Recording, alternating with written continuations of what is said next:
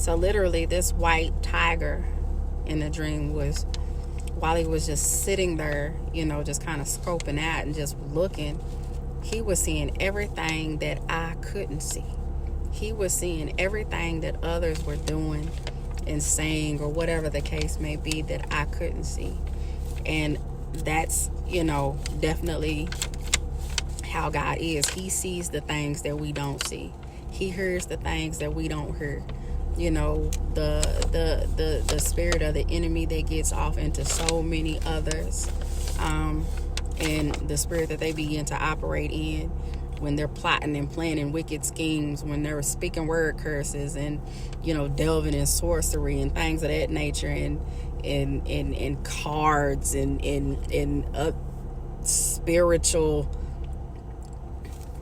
advisors, or whatever they call them, spiritists, or whatever, people who have no business trying to come against God's people in using those means. When Pharaoh was summoning his magicians to come against Moses, basically, in a nutshell, it's kind of like a showdown, if you will. And in the end, even the snake that the snake that Pharaoh's magicians, created, or whatever the case may be, was eaten up by the snake that came from when Moses threw down his staff. So you can't come against anything that's a God thing and expect to win. You just can't. It's not gonna happen. But I want to share a few things that are synonymous with white tigers, because they are rare. And so white tigers are literally produced when two orange tigers with rare recessive forms of a gene breed. My son. And 1 in 10,000 are birthed. 1 in 10,000. And this flies off in her blessed God. And the scientific name for white tiger is Panthera tigris. I thought that was kind of neat. And white tigers represent authority, royalty, and luxury. They also represent supremacy over territories and revitalizing energy. God is the ultimate supreme over all territories. So, they also represent spiritual enlightenment and awakening, immense power, and steadfast bravery and unwavering courage. Yes, and we know our God is mighty and brave and courageous. But even us, being descendants of Him, and those of us who have chosen to, take up that cross and walk with Him and follow Him, like, we have to be brave. We have to be, courageous to be able to do that and say no to a lot of the things of the world and people who want you to operate in a certain kind of way, people who want you to behave in a certain kind of way, people who want you to be involved in certain things.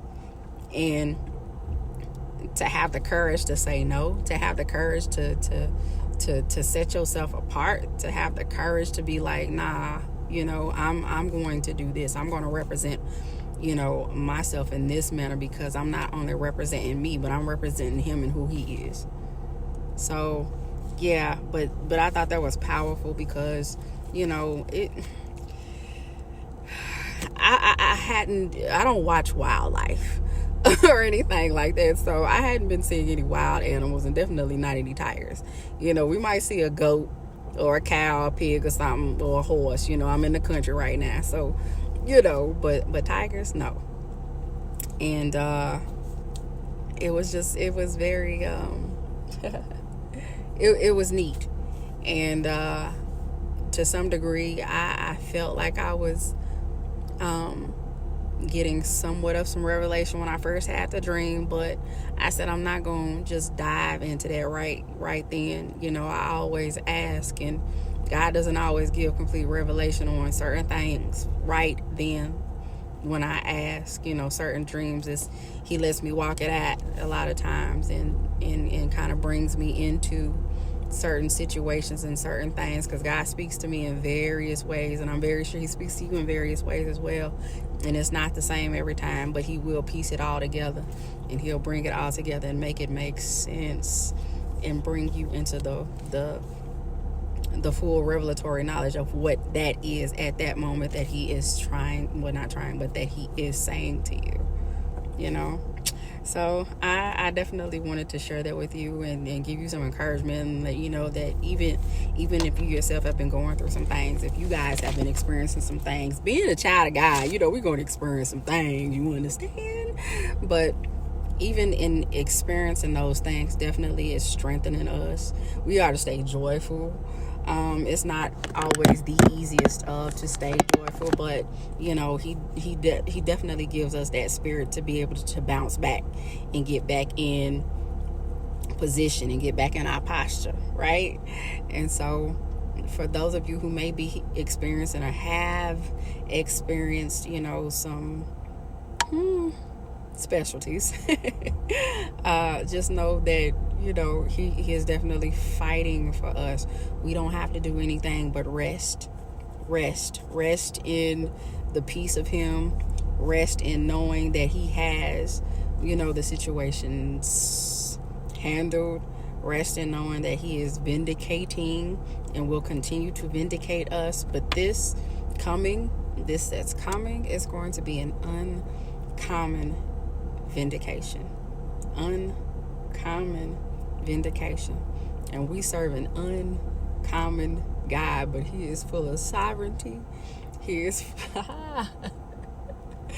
and the glory of who he is going to make many marvel in the majesty of who he is. Purrit.